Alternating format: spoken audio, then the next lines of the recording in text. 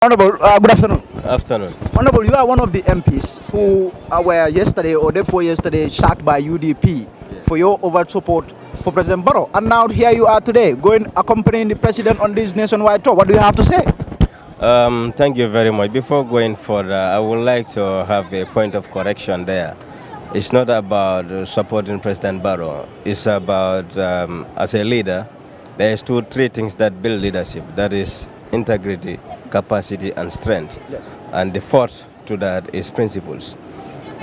We are supporting President Barrow based on the constitutional mandate that the Gambia and her people gave it to him. We are not supporting President Barrow because he is the president. No. I, as a person, I have a principles in life, and each and every other person, he or she, must have a principle in life. Yesterday, everybody heard what somebody in that particular party would talk about. If anybody wanted to challenge President Barrow for his constitutional mandate of 5 years, he's going to be the very one who is going to take you to the High Court. And just a few weeks back, we had different stories. So as a man of principle, I cannot be just flip-flopping like that by somebody. Whenever you tell me to go to bed, I go to bed. Whenever you tell me jot up, I jot up.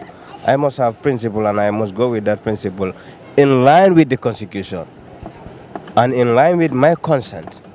I don't want to do something that, after all, my consent would not allow me that you have did this. Why did you do so? I want to be a man of myself, and I want to have a peace of mind. But did you do this in consultation with your constituents, your people? Because it is people who elected you to the National Assembly.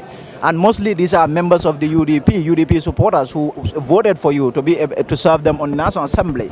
So you coming out to overtly declare your support for President Adama Barrow did you consult your people? Is it your people who told you to abandon UDP to go and support President Barrow? As a leader, if you don't listen to your people, you are a failed leader.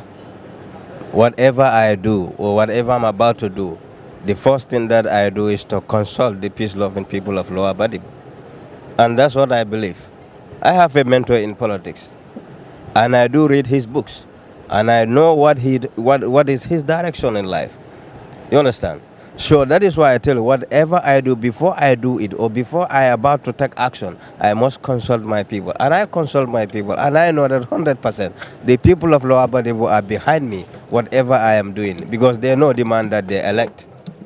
But President Barrow's political future, a lot of political analysts say it is not certain. Here is a man who does not have a party. Here is a man who December is just around the corner. There is pressure, mounting pressure on him for him to leave office. Why would you switch your support or allegiance to such a person? As I tell you, point of correction again, I am not supporting President Barrow as an individual. I am supporting the constitutional mandate. That is the 5 years mandate that the Gambia and her people give it to President Barrow. We have gave two things to President Barrow. But President Barrow is the face of that. Good. That constitutional mandate you are talking about. We gave two things to President Barrow as citizens. That is one, power to the authority, to have the ability to do something and to have the legitimate right to do something. You understand? And I am one of those who voted for President Barrow. You understand? So saying that I shift my allegiance to President Barrow, it's not about President Barrow. It's about the constitution that I hold and swear that I am going to defend this constitution. And that particular constitution says that 5 years.